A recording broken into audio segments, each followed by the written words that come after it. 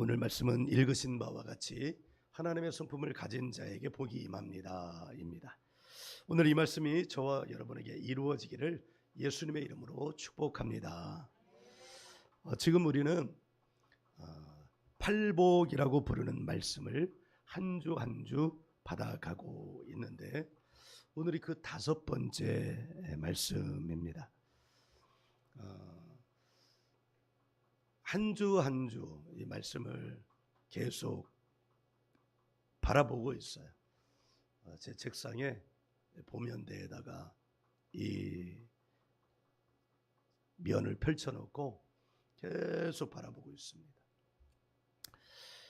바라보고 있으니까 이게 이 구조가 보이고 예수님의 의도가 어떤 의도로 이 말씀을 하고 계시는지를 알 것 같아요.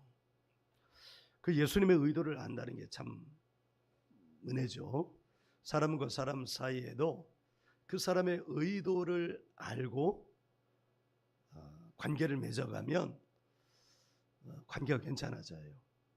제가 예전에 분당 한신교회에서 이제 부교육자로 사역을 할 때 저는 기관 목회를 했거든요.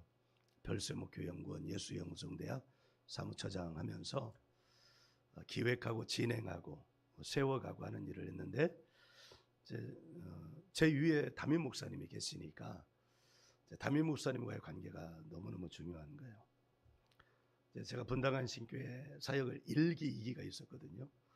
박사 공부하기 전에 1기, 박사 공부를 마치니까 목사님이 저를 다시 부르셔가지고 했는데 2기. 1기 때는 아마추어적 사역을 했던 것 같고 2기 때는 좀 프로 냄새가 나게 사역을 했던 것 같아요. 1기 때는 제 멋대로 사역을 했고요. 2기 때는 좀 비교적 겸손하게, 완전한 겸손이 아니라는 거죠.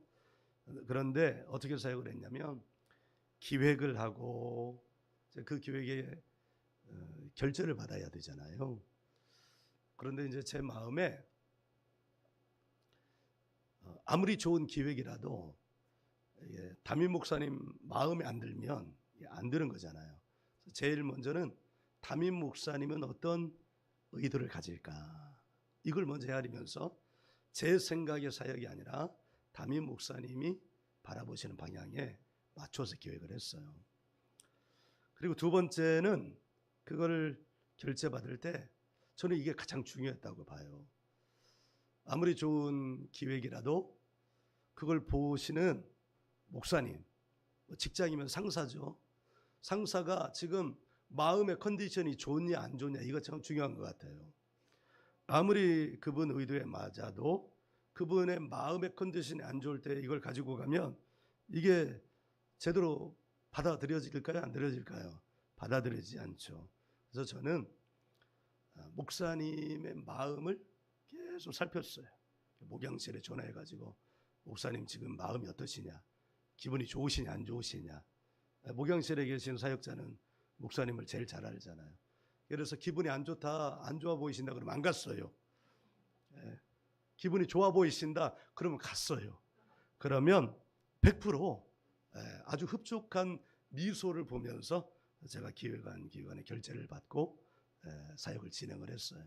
그래서 그랬는지 결과가 좋았어요.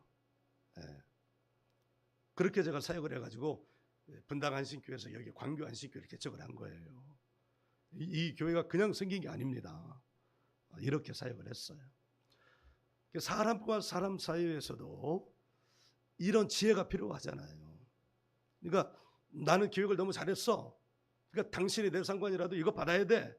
그런데 이 상관이 아침에 나올 때 와이프하고 크게 싸우고 나왔어요.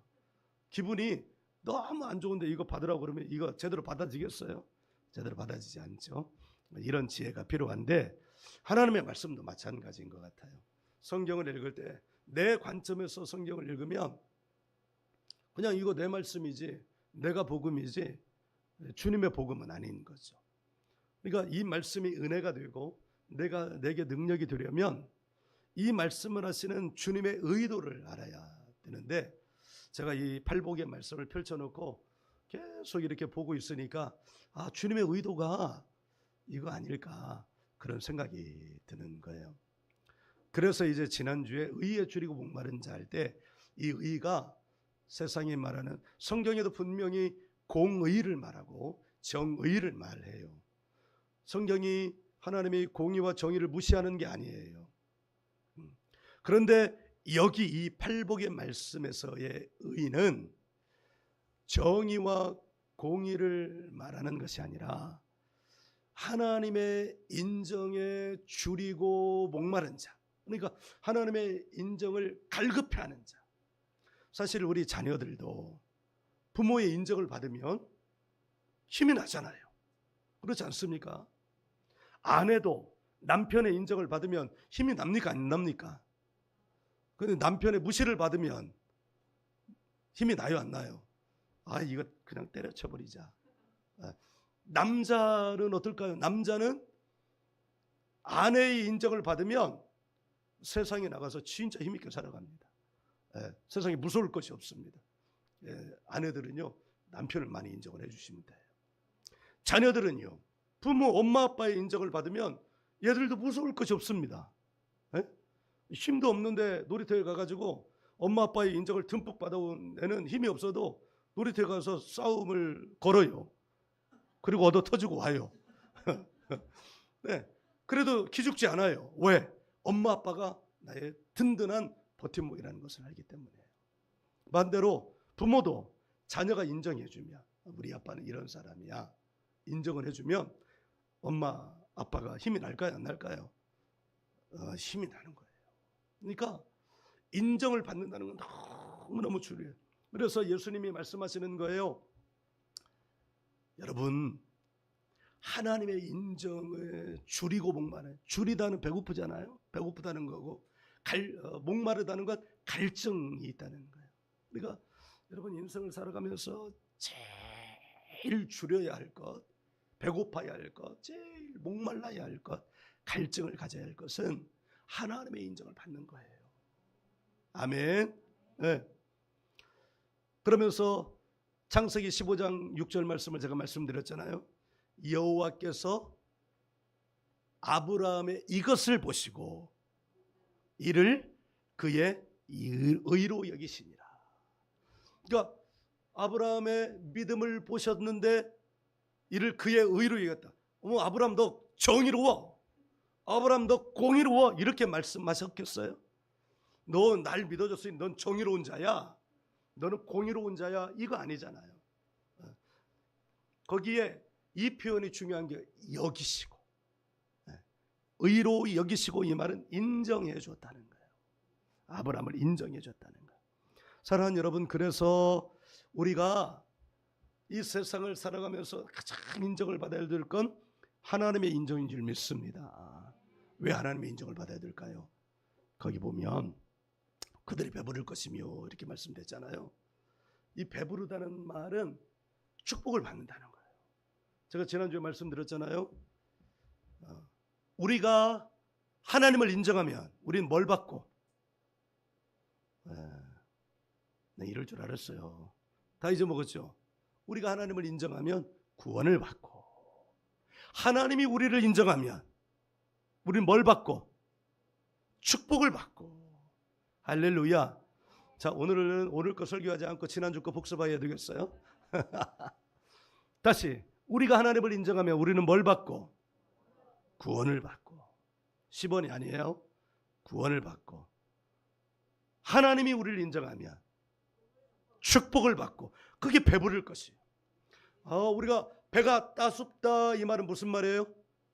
부유하게 산다는 거예요. 풍요롭게 산다는 거예요. 배고프다, 배고픈 인생이야, 이 말은 가난하다는 거예요. 그러니까 하나님의 인정을 받은 자는 하나님이 그에게 어떻게 하셔서 복을 주셔서, 여기 복이 있나니 복을 주셔서 어떻게 그가 배부른 인생이 된다는 거예요. 아멘. 아멘.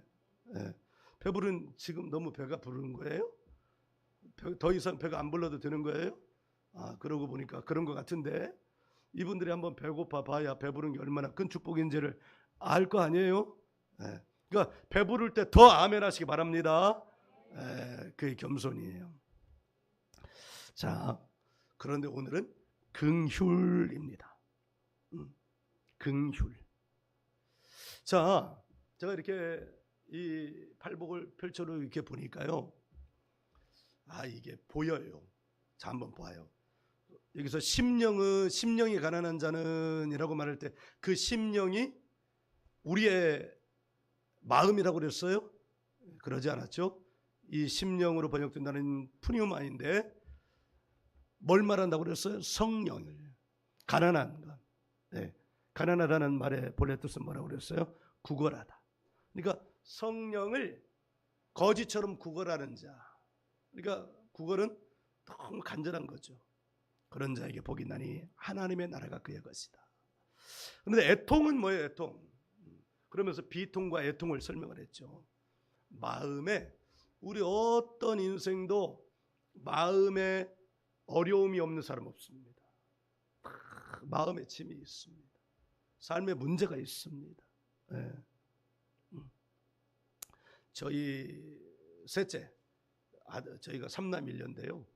셋째가 아들인데 이 친구가 결혼을 40에 했나? 40에 한 것 같아요. 40 넘어서 40에 했나 봐. 그러면 가족들은 어떤 마음을 가져요? 문제. 저놈의 새끼 빨리 결혼을 해야 되는데. 나는 아빠도 아닌데요. 내 동생인데 40이 되도록 결혼을 안 하고 있으니까 걱정이 되더라고요. 이런 문제, 병든 문제, 이런 문제. 그러면 그 아픔을 가지고 누구 앞에 나가라는 거예요? 하나님 앞에 나가라는 거예요. 그게 애통이에요. 애통. 자, 온유는 뭐냐? 사람을 대하는 태도예요. 거칠게 대하지 말고 부드럽게 대하라는 거예요. 근데 이 온유라는 말이 길들여졌다는 거예요. 누구한테 길들여졌다는 거예요? 하나님께 길들여졌다는 거예요. 하나님께 길들여진 자는 하나님의 나라 땅을 받게 된다는 거예요. 자, 그리고 네 번째, 어제 지난주에 의에 줄이고 했잖아요. 자, 이렇게 점점 더 깊이 들어가는데 오늘이 긍휼인데요. 자, 저는 이렇게 조금씩 깊어져 가는 이 말씀들을 보면서 이게 지금 뭘 다루기를 원하는가? 예수님이 인격을 다루기를 원하는 거구나. 인격. 여러분, 이제 인격이 사람인 품격격, 그래서 사람의 품격에 대해서 표현을 한 것이지만 이것을 의인화해서 하나님께도 인격이 있어.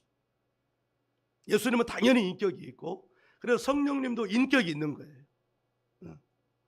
성령님의, 그러니까 여기 심령, 애통, 온유, 의, 긍휼 이렇게 점점 가면서 예수님은 지금 무엇을 말씀하고자 하시냐면 성령님의 인격을 말씀하시면서 이 성령님의 인격을 가진 자는 뭐가 있다는 거예요? 복이 있다는 거예요. 그러니까 지금 이 말씀은 하나님의 성품, 성령님의 성품, 예수님의 성품을 말하면서 하나님의 사람, 기독교인들도, 그리스도인들도, 예수 믿는 사람들도 뭘 가지라는 거예요? 하나님의 성품을 가지라는 거예요. 예수님의 성품을 가지라는 거예요. 성령님의 성품을 가지라는 거예요. 그럼 너 복이 있다는 거예요. 그러면서 보시면 점점 깊이 들어가고 있어요. 성령이라고 하는 존재를 말하면서, 그럼 성령은 어떤 존재냐? 애통하는 존재다. 이와 같이 너희가 빌바를 알지 못하나 너희 안에 계신 성령께서 너희를 위하여 대신 간구하시나니. 우리 안에 계신 성령님께서 우리를 위하여 대신 애통해 하신다. 그리고 그러므로 너희도 애통하라 이 말이에요. 성령님은 한없이 하나님께 길들여진 분이다. 그러니까 너희도 어떻게 하라는 거예요? 길들여져. 성령님은 하나님의 인정을 이미 받은 존재야. 너희도 인정을 받으라는 거야. 마지막으로 그 다음으로 긍휼이라는 말이 나와요. 여러분, 이 긍휼이라는 말의 사전적 의미, 이게 번역이 이 긍휼이라는 말은 요즘은 사용을 안 하잖아요. 근데 이제 이 긍휼이라는 말의 사전적 의미는 이런 거더라고요. 불쌍하고 가엾게 여겨서 도와줌. 근데 이 번역된 긍휼로 번역된 이 헬라어 단어의 원뜻은 긍휼이 아니고 자비, 동정. 동정이라는 말이 아우 뭐 쟤는 뭐 저렇게 이게 아니라 공감이라는 측면에서의 동정이에요. 공감. 그래서 번역을 자비로 했다면 조금 더 이해가 쉬웠을 것 같아요. 제가 오늘 드리는 이 말씀은 성령의 성품, 하나님의 성품 중에 하나님의 성품의 끝판왕, 그 말씀을 드리고자 해요. 이 자비로운 성품에 대해서는 하나님이 직접 말씀을 하셨어요. 오늘 몇 개 성경을 찾아보기를 원하는데 출애굽기 34장 6절을 한번 찾아보세요. 출애굽기 34장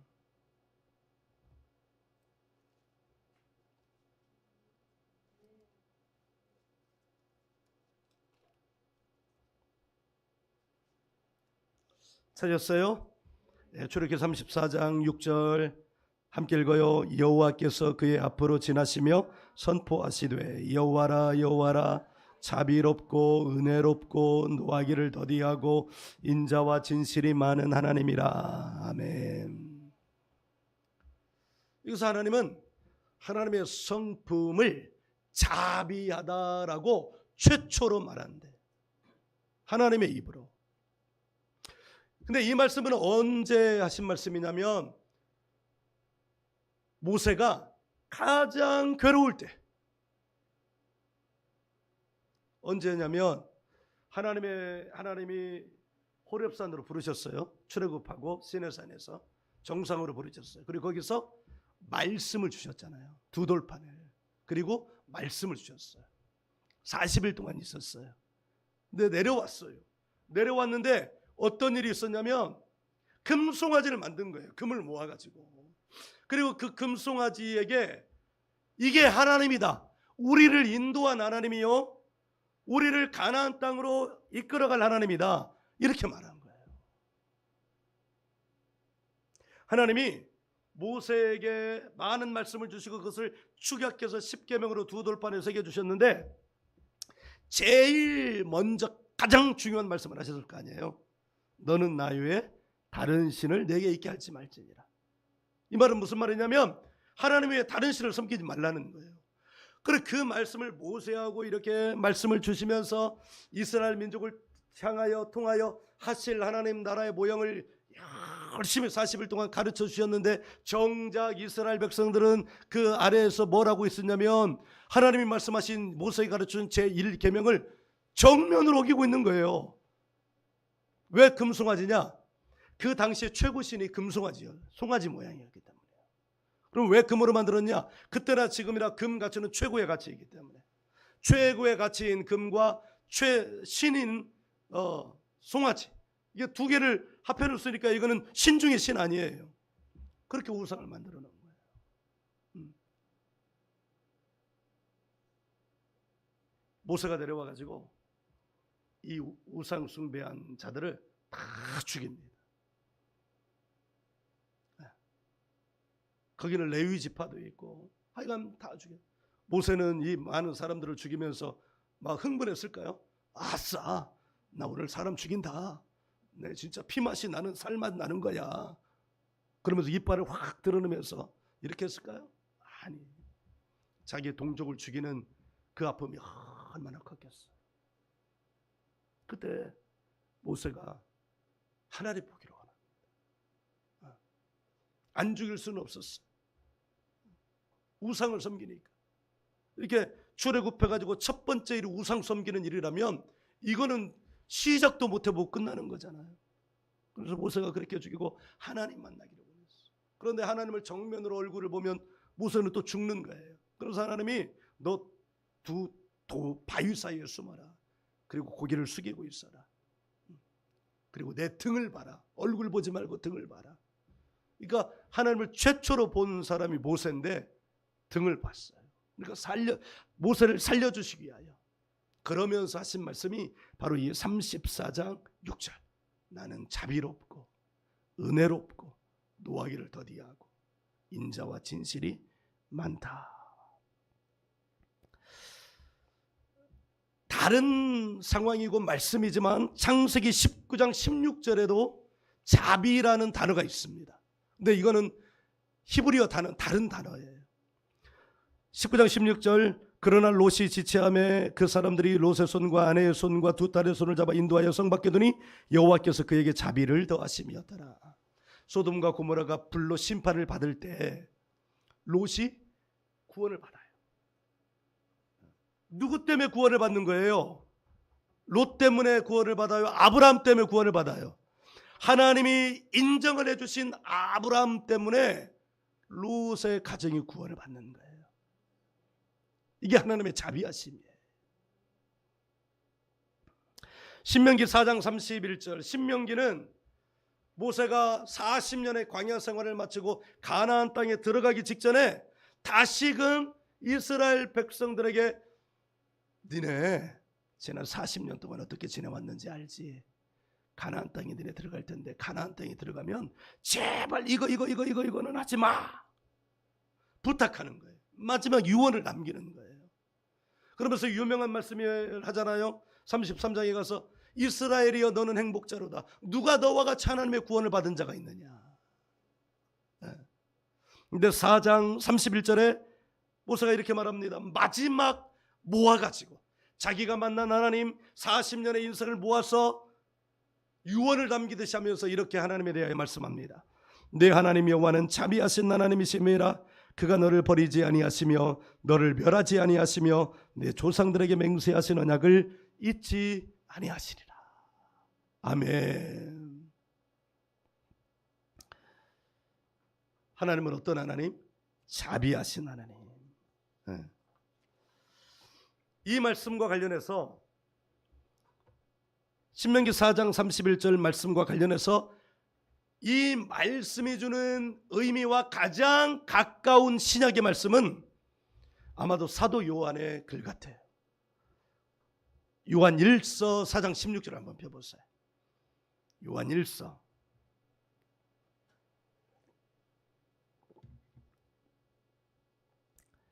찾았으면 아멘.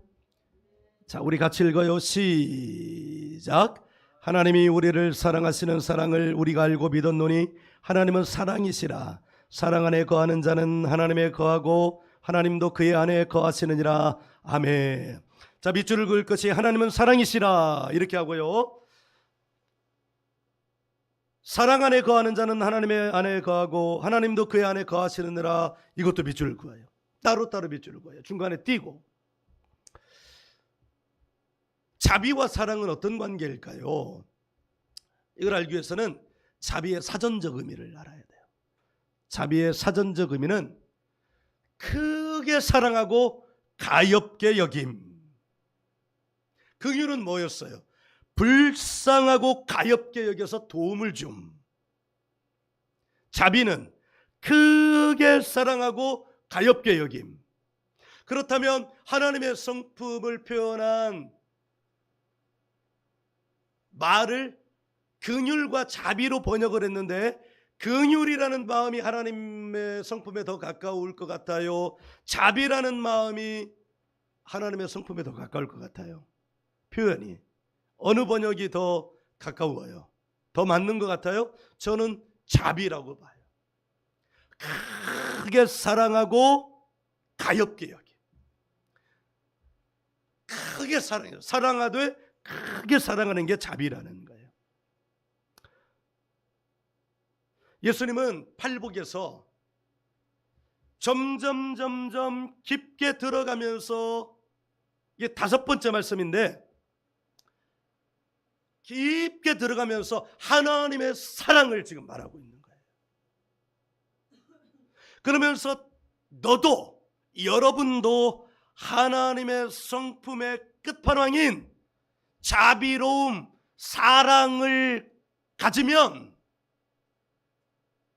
뒤에 보면 그들이 긍휼의 여김을 받을 것이요 하나님의 사랑을 네가 더 많이 누리고 알고 받게 된다는 거예요.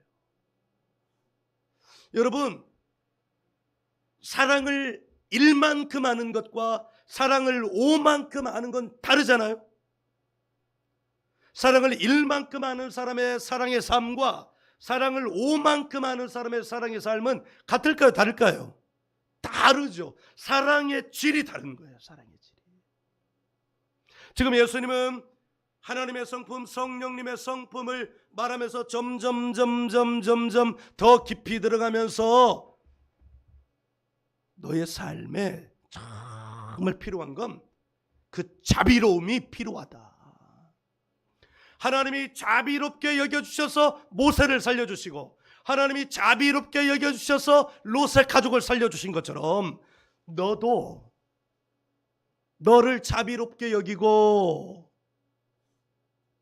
너의 자녀를 자비롭게 여기고 너의 부모를 자비롭게 여기고 너의 형제를 자비롭게 여기고 너의 공동체를 자비롭게 여겨라. 근데 우리 사람의 특징은 뭐예요? 잘하는 것보다는 잘 못하는 걸 더 잘 보고 잘 말하죠. 물론 훈육의 과정에서 고쳐야 할 것들은 고쳐야 되죠. 그러나 기본적인 마음의 베이스 안에 반드시 장착하고 있어야 될 성품이 있는데 그게 뭐냐? 하나님의 자비로우심이라는 거예요. 그런데 이게 문장의 구조를 보세요. 긍휼히 여기는 자는 복이. 이게 복 있다, 긍휼히 여기는 자는 이런 뜻이잖아요.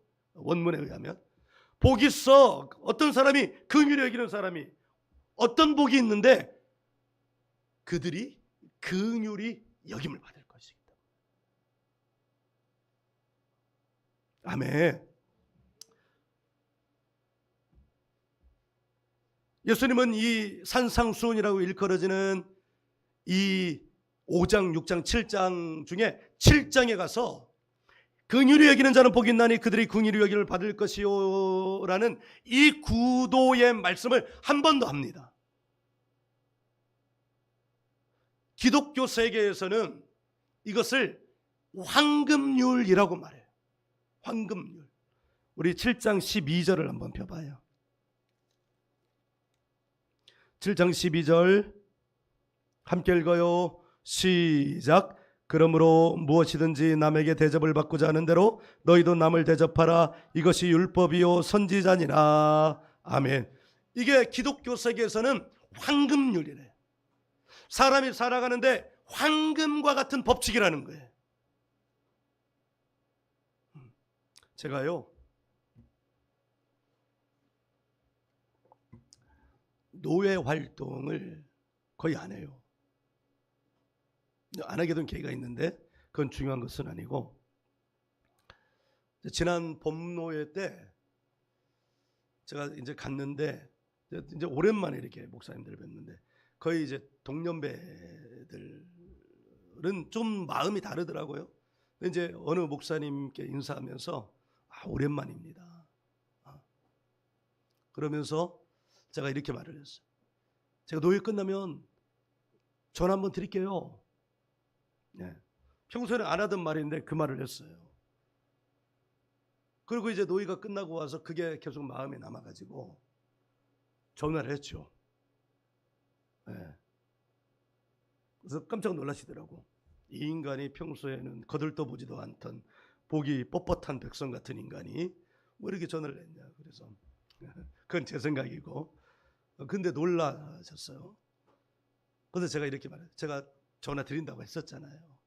그러면서 전화를 나누면서 삶도 이야기하고 노예 이야기도 하고 뭐 이렇게 한 1시간 이야기를 했어요. 그리고 이제 전화를 끊었는데 얼마 있다가 그분이 저한테 전화를 주셨어요. 그분이 노예의 어느 직분을 맡으셨는데 저에게 노예 안에서 그분이 맡은 직분에 해당하는 상황이 어떠냐고 저한테 연락이 온 거예요. 그래서 저는 뭐 이러이러해서 이렇게 됐다. 그랬더니 그분이 저를 위해서 애써주기 시작하는 거예요. 행정적으로 애써주고, 그래서 그 조치 결과물까지 저에게 주셨어요. 저에게는 유익이 되는 일이에요. 제가 오늘 이 말씀을 준비하면서 그 일화가 떠오르더라고요.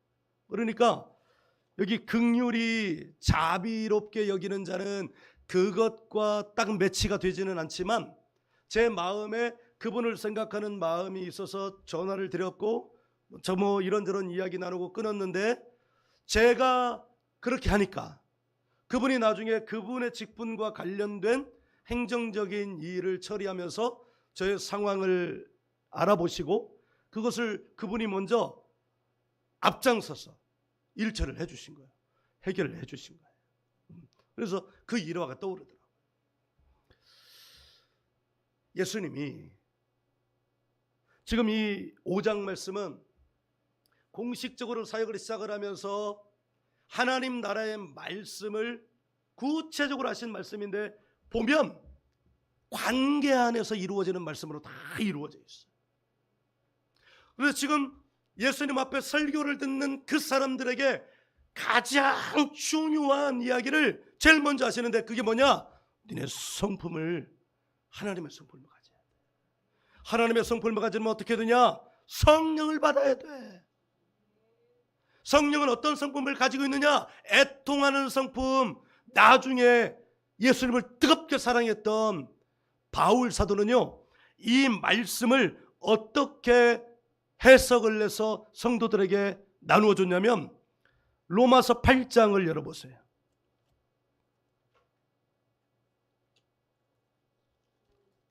로마서 8장 26절, 신약성경 250쪽.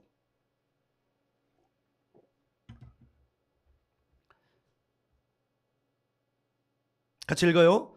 이와 같이 성령도 우리 연약함을 도우시나니 우리는 마땅히 기도할 바를 알지 못하나 오직 성령이 말할 수 없는 탄식으로 우리를 위하여 친히 간구하시느니라. 아멘.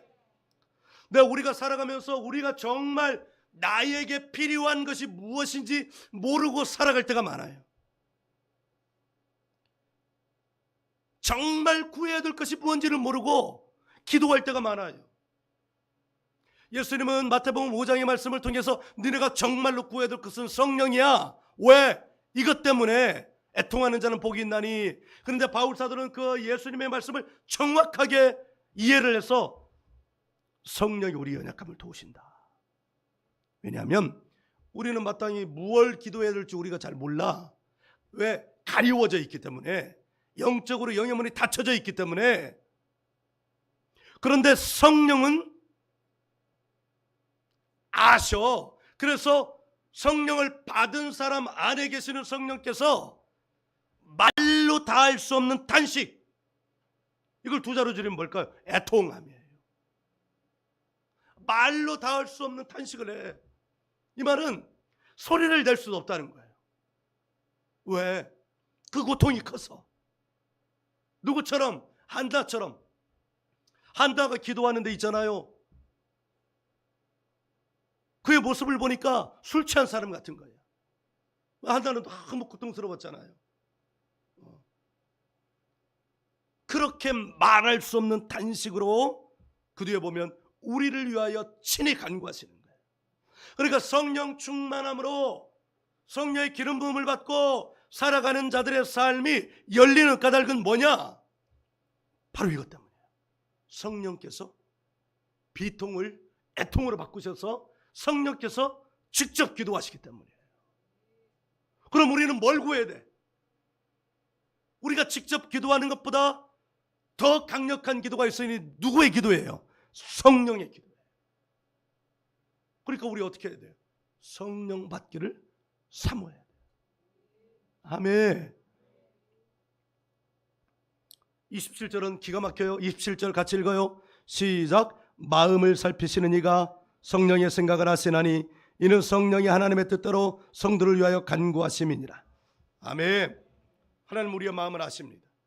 그러니까 진짜 우리가 우리의 마음의 비통함, 우리의 마음의 문제, 우리의 삶의 문제들을 가지고 있다면 하나님이 아신다는 거예요. 그리고 누구의 생각은 당연히 아시는 거예요? 성령 하나님의 생각은 당연히 아시는 거죠. 이는 성령이 하나님의 뜻대로, 우리는 육을 가지고 있는 우리는 하나님의 뜻대로 하나님께 간구하지 못해요.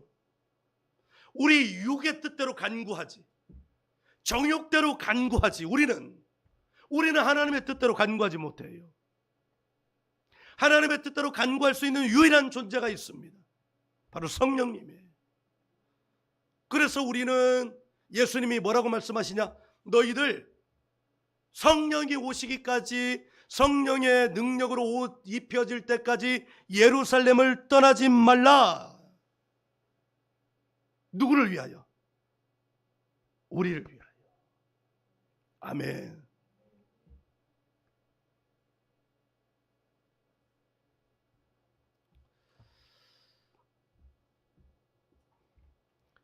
예수님이 공생의 사역의 끝에서 성령을 받아야 된다고 말씀하신 그것 때문에 우리는 예수님이 공생의 끝에서 비로소 성령 받으라고 말씀하셨다고 이해하고 있는데, 그것이 아니라 예수님은 이미 사역 초반부터 사랑하는 하나님의 사람들에게, 자녀들에게 사역 첫 걸음부터 뭘 받으라는 거예요? 성령을 받으라는 거예요. 누가복음에서는 그것을 이렇게 말씀하셨어요. 누가복음 4장 18절 19절. 우리 이 말씀은 우리 교회가 세워지면서 주신 말씀이기도 하는데, 우리 더 리전 처치는 성도라면 이 말씀은 반드시 그냥 암송하고 있어야 돼. 4장 18절 19절, 누가복음 4장 18절 19절 같이 읽어보겠습니다. 시작. 주의 성령이 내게 임하셨으니 이는 가난한 자에게 복음을 전하게 하시려고 내게 기름을 부으시고 나를 보내사 포로된 자에게 자유를, 눈먼 자에게 다시 보게 함을 전파하며 눌린 자를 자유롭게 하고 주의 은혜의 해를 전파하게 하려 하심이었더라. 아멘. 누가도 마태도 공히 세례 요한의 말씀을 하시면서 내 뒤에 오시는 예수는 너희에게 성령과 불로 세례를 줄 것이다, 베풀 것이다, 이렇게 말씀하고 있어요. 사랑하는 여러분, 기독교는 종교가 아니라 삶입니다. 여러분 아멘. 기독교는 종교가 아닙니다. 이렇게 종교 예식은 하고 세상에 나가서는 또 자기 멋대로 살고 육체대로 살고 하는 게 아닙니다. 기독교는 삶이에요. 지금 이 발복의 말씀이 바로 그것을 말씀하고 있는 거예요. 삶에서 가장 중요한 게 뭘까요? 세상은 재물을 갖는 거다, 세상은 힘을 갖는 거다, 세상은 뭔가를 갖는 거다, 이렇게 말씀하지만 하나님 나라에서 가장 중요한 것은, 삶에서 가장 중요한 게 뭐예요? 성품이에요. 성품이 개차반인데 세상에서 성공할 수 있어요? 좀 더 적나라하게, 성질이 더러운데 세상에서 성공할 수 있어요? 성질이 더러운데 공부를 잘해가지고 좋은 대학을 갔어. 그럴 수 있지. 그런데 그 좋은 대학에 갔는데 성질이 더러운 그 사람의 성공이 보장이 돼요? 20세 이후부터는 성질이 좋아야 돼요. 성질이 좋아야 돼. 나도 성질이 안 좋았던 사람이라서 내가 자신 있게 말할 수는 없는데 성품이 좋아야 되겠다. 그래서 예수님이 바로 지금 그 말씀을 하시는 거예요. 그런데 황금률의 말씀처럼 하시는 거예요. 너 자비를 베풀면 너도 자비로움을 받을 거야. 세상에서도 그렇지만 누구에게? 하나님께. 아멘. 아멘. 다음 주 말씀은 더 놀라운 말씀이에요. 너 하나님 본다. 그러니까 이게 더 깊이 들어간 거예요. 완전히 땅 파고 지구의 핵에 도달한 말씀이 다음 주 말씀이에요. 사람이 하나님을 본대요. 누구처럼요? 모세처럼. 사랑하는 여러분, 이 세상을 한번 보십시오. 세상이 도처에서 평화가 있습니까? 도처에서 싸우잖아요. 다툼, 분쟁, 싸움, 전쟁. 어디 뭐 세계만 그래요? 당장 들어오면 어디에 싸움이 있어요? 우리 집에서 싸움이 있잖아요. 남편과 아내가 싸우고, 부모와 자녀가 싸우고, 형제와 형제가 싸우고. 그런데 싸우지 않으려면 뭐가 있어야 될까요? 사랑이라는 말은 너무 거창한 것 같아요. 상대방을 어떻게 봐줘야 돼요? 불쌍하게 봐줘요. 상대방. 남편이 아내를 불쌍하게 봐줘요. 아, 불쌍하네 하면서 때려요? 아니죠. 아, 불쌍해 하면 손이라도 한 번 더 이렇게 해주겠지. 한 번에 되겠어요? 지금까지는 막 이러다가 오늘부터 갑자기 불쌍하다 이러면 반응이 어떻게 되겠어요? 이 인간이 미쳤나 이렇게 나오겠지. 그러나 한 번, 두 번, 세 번 이런 영상을 본 적이 있어요. 이게 남편과 아내인지 이게 남매인지 모르겠는데 남자가 아마 출근길인가 봐요. 출근을 하면서 여기 남아있는 여자에게 안아주는 거예요. 그러니까 여자가 뻘쭘하게 있는 거예요. 근데 이것을 매일 하는 거예요. 그러니까 매일 하니까 여기 이게 안김을 당하던 이 여자가 점점 달라져 가지고 같이 이제 앉기 시작하는 거예요. 저도 이거를 경험을 했잖아요. 제가 30대 때 우리 아버지는 굉장히 자상한 분인데 왠지 모르게 자라면서 우리 아버지는 무서운 분 이렇게 여기 각인이 됐어요. 근데 지금 보면 굉장히 자상하시더라고. 근데 뭔가 자라면서 무슨 일이 있었겠죠. 그거는 아버지 쪽에서 있었던 나한테서 있었던. 근데 30대 때 제가 신학교 들어가고 성경을 읽고 은혜를 받으면서 이제 나는 할 수 없는 일을 한 거예요.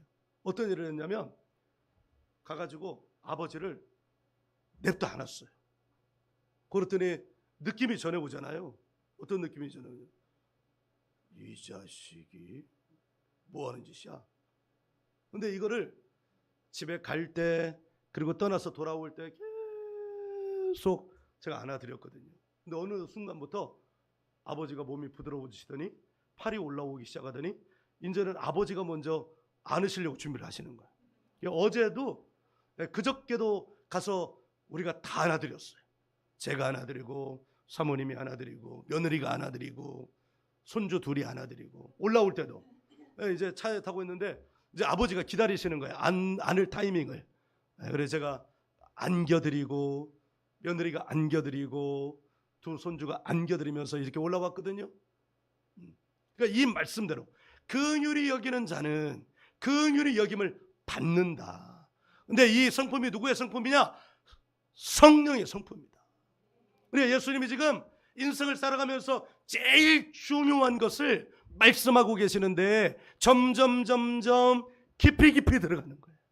할렐루야. 그리고 오늘 이 말씀이 오늘 저와 여러분에게 동일하게 선포되고 있는 거예요. 여러분, 기독교는 하나님 나라의 모형입니다. 교회는 하나님 나라의 모형입니다. 여러분, 남편이 아내를 불쌍히 여겨주고 아내가 남편을 불쌍히 여겨줬으면 좋겠다. 이 말을 하면서 좀 많이 찔려요. 내가 과연 내 아내를 불쌍히 여기고 있는가? 왔다 갔다 하는 것 같아요. 어느 때는 불쌍히 여겨주고 어느 때는 막 이렇게 야리고. 그런데 오늘 이렇게 말씀을 전하면서 저도 마음으로 회개하면서 지금 말씀을 전하고 있는 거예요. 아, 내가 참 많이 부족하구나. 여러분들은 저보다 덜 부족하죠? 여러분들 이제 우리 남편을 아내를 불쌍하게 여기고 자비를 베풀어주고 자녀를 다 불쌍히 여기고. 근데 이 힘들은 이것들은 우리의 힘으로는 안 돼. 나의 능력으로는 안 돼. 진짜 안 되더라고요. 성령의 능력을 의지할 수밖에 없는. 그러려면 어떻게 해요? 성령을 받고 내가 성령의 성품과 연합이 돼야 되지. 그러니까 이 팔복은 사실은 제가 이제 이거 팔복 말씀을 계속 보고 설교 준비하고 묵상하고 연구하고 하면서 자연스럽게 뭐가 나왔냐면 제 메모장에 이걸 써놨어요. 팔복 제자 훈련. 사실은 이것은 성품 훈련이에요. 성품. 존재는 뭐냐? 성품이에요. 성품. 제자는 뭐냐? 예수님의 성품을 가진 자, 성령의 성품을 가진 자예요. 그런데 놀랍게도 그 성령의 성품이 뭐냐? 능력이라는 거예요. 오직 성령이 너희에게 임하시면 너희가 권능을 받고 예루살렘과 온 유대와 사마리아와 땅 끝까지 이르러 내 증인이 되리라. 뭐의 증인인 거예요? 하나님의 성품의 증인. 하나님의 성품은 대표적인 성품은 뭐예요? 사랑. 자비. 가정에서 제일 필요한 게 뭐예요? 자비. 여러분은 남편들에게 자비로우십니까? 여자가 더 많아서 그래요. 자비로우십니까? 저 사모님은 자비로우셔요. 항상 자비로우셔요. 내가 문제지 내가.